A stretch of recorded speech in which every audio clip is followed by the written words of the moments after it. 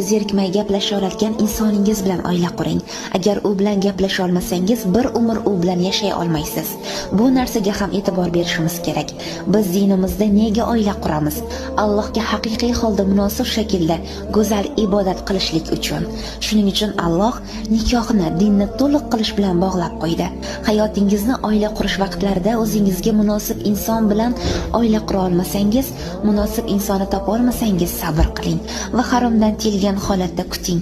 Noto'g'ri inson bilan faqat oila qurish uchun uylangandan afzaldir. Oila qurmoqchi bo'lsam, men xolis niyat qilishim kerak. Ey Robbim, senga munosib shaklda haqiqiy ibodat qilishni xohlayman deb. Men insonman, mening ehtiyojlarim bordir.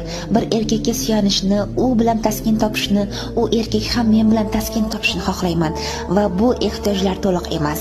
Va men ba'zan insonman, chalg'iyman, ibodatlarimda xushu topolmayman va o'qishimda ham. Shuning uchun Allohim, senga haqiqiy munosib shaklda ibodat qilish uchun oila quraman.